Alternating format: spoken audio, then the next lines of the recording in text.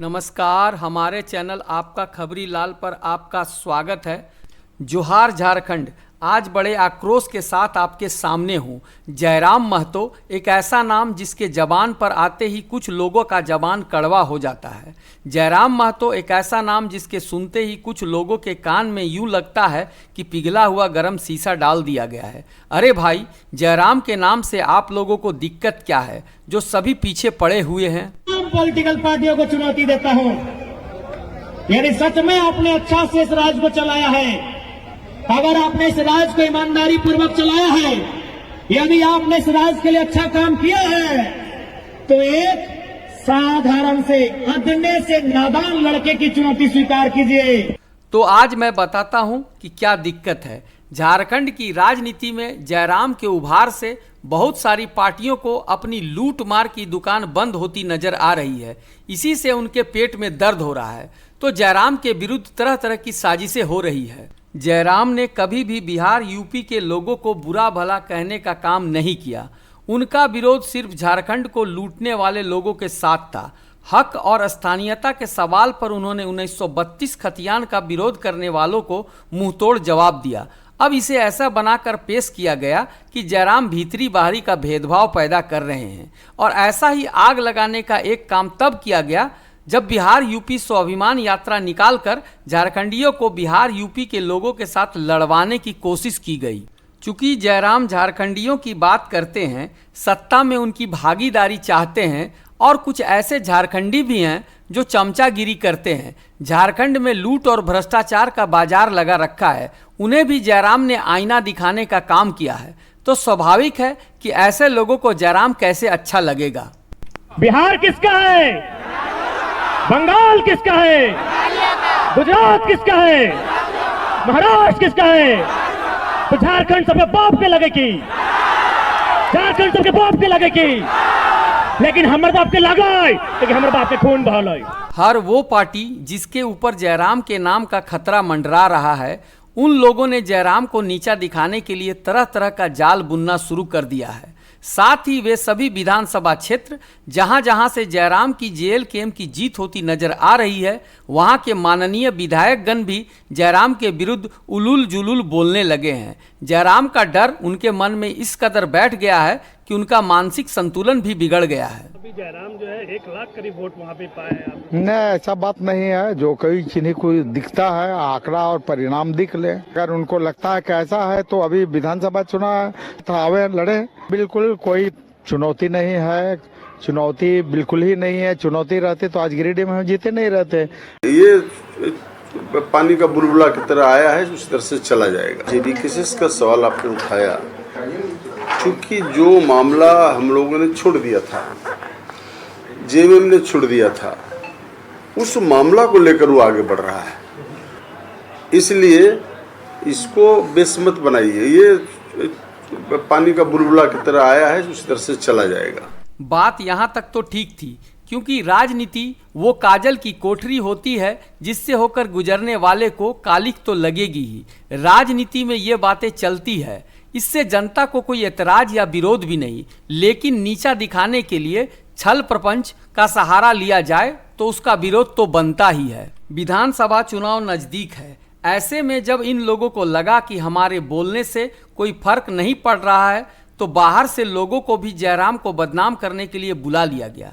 इसी में एक नाम है मनीष कश्यप का, जो बिहार के एक बड़े यूट्यूबर हैं, साथ ही बीजेपी के नेता भी हैं और झारखंड आकर अपने काम पर लग गए। आजकल सोशल मीडिया का ज़माना है। हर घर हर हाथ में मोबाइल है और लोग खबरों के लिए आजकल टीवी के बजाय सोशल मीडिया का ही रुख ज़्यादा करते हैं, खासकर यूट्यूब का। और उसका फ़ायदा उठाते हुए विरोधियों ने भी यूट्यूब का इस्तेमाल अपनी गंदी चालें चलने के लिए शुरू कर दिया है। मनीष कश्यप झारखंड आकर लगे जयराम के विरुद्ध बोलने, लेकिन उनके इस बकवास का झारखंडियों ने ऐसा जवाब दिया कि वे उल्टे पैर वापस भागे। मनीष कश्यप झूठ बोलकर कंट्रोवर्सी खड़ा करने में माहिर है और इसी तरह झूठ सच बोलकर यूट्यूब से अच्छा पैसा कमा रहे हैं। पर ऐसे यूट्यूबरों को इज्जत की कोई परवाह नहीं होती, उन्हें तो चाहिए सिर्फ पैसा। जब जयराम के समर्थकों को ये पता चली तो उन लोगों ने इसका जमकर विरोध किया। चाहे मनीष कश्यप हो या कोई पत्रकार हो, अगर झारखंड को बांटने की बात करें तो विरोध करेंगे। बांटने की बात नहीं है। आप अभी बोले ना कि नहीं, हम तो कहीं बोले ही नहीं है। लोग 1932 का बात करते हैं, हम लोग स्वर्ण समाज से आते हैं। क्या गुनाह है 1932 का खतियान का? क्या गुनाह है विस्थापन का करने का? कि आज जो देखिए धनबाद में कोल माइंस है, पहले 10 किलोमीटर का रेंज था, इस बार सरकार नया नियम लगाई है 75। आप दादा उस पर क्यों नहीं वीडियो बना रहे हैं? धनबाद में कोल माइंस है ना, लेकिन इसका राजधानी कहाँ है? कोलकाता में। टाइगर जयराम में तो इस बात का चर्चा की आपने, एक बार भी इस बात को रखा पत्रकार या यूट्यूबर होने के चलते 10 आदमी मिलकर एगो आदमी को दबाने का आप गलत कर रहे हैं, आप गलत कर रहे हैं यहाँ पे। जब मनीष कश्यप की अच्छी तरह से धुलाई हुई तब मनीष कश्यप लगे जयराम के चाहने वालों को तेल मालिश करने। आप हमारे भाई हैं और जिंदगी भर रहेंगे, और मैं आपका भाई हूँ, जिंदगी भर रहूंगा। कितना अमीर हुए, काहे नहीं मेरे भाई तुम अमीर हुए भाई। हम लोगों को यार जयराम महतो के पार्टी के हो या किसी पार्टी के हो, हम आपस में क्यों लड़ेंगे? मुद्दा से लड़ेंगे ना, विचार था। पूर्व भाजपा सरकार में सुनिए, आप लोग प्यार बढ़ाइए महाराज, बिल्कुल भाईचारा बढ़ाइए, जहर मत फैलाइए। सब बता, आप पूछते जा रहे हैं हम लोग को प्यार बढ़ाइए, भाई बनिए, भाई ऐसे प्यार तो है, समझे ना, भाई बनिए। जोहार झारखंड। मगर अपनी आदत से लाचार मनीष कश्यप जब झारखंड से बिहार वापस भागे तो वहां से फिर अपना धंधा शुरू कर दिया। क्या जयराम, झारखंड तुम ऐसे बदलोगे? तुम अपने पहले बदतमीज कुछ कार्यकर्ताओं को राजनीति का पाठ पढ़ाओ। हम ये नहीं कह रहे हैं कि तुम्हारे सारे कार्यकर्ता बदतमीज हैं, लेकिन इतना जरूर कह रहे हैं कि कुछ कार्यकर्ता तो बहुत ज्यादा बदतमीज हैं। और तुम्हारे कार्यकर्ताओं ने बदतमीजी किया है, ये बात सत्य है। मेरे साथ तो बदतमीजी किया है, देवघर में बदतमीजी किया है। जब तुम्हारे कार्यकर्ता जो है मेरे गाड़ी के पीछे पीछे घूम रहे हैं, मेरे गाड़ी के पीछे क्या कर लोगे तुम? गोली मारवा दोगे जयराम रमेश तुम अपने कार्यकर्ताओं के दम पे? तुमने कैसे अपने कार्यकर्ताओं को जो गुमराह करके मेरे पीछे लगवाया और मेरे पीछे भेजा, और मैं जिस होटल में खा रहा था वहां पे क्या क्या हुआ, सारी चीजें सच्चाई सामने लेके आऊंगा। यार ऐसे झारखंड बदलेगा?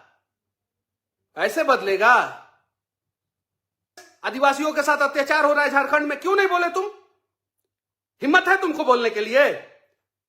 कहीं नहीं बोलोगे, बिल में छुपे हो। आओ, हाँ हम यहीं पे, आओ जहां बुलाओगे वहां पे आ जाएंगे। लेकिन ये कार्यकर्ताओं को गाड़ी के पीछे भेज भेज के जो है ना, ये जो बदतमीजी करवाने का काम करते हो ना, ये मत करो। किसी को बदनाम करने के लिए क्या क्या किया जाता है, इसका प्रत्यक्ष प्रमाण हमारा चैनल आपका खबरी लाल भी है। अफवाहें फैलाने के लिए किस तरह के लालच और प्रलोभन दिए जाते हैं, इसके गवाह आपका खबरी लाल के चैनल हेड धर्मेंद्र धीरज भी हैं। संयोग की बात है कि उस समय इसे रिकॉर्ड करने का मौका नहीं मिल पाया, मगर इस खबर को अपने तरीके से हम आपके सामने अपने बाद के वीडियो में जरूर रखेंगे और उनका पोल भी खोलेंगे।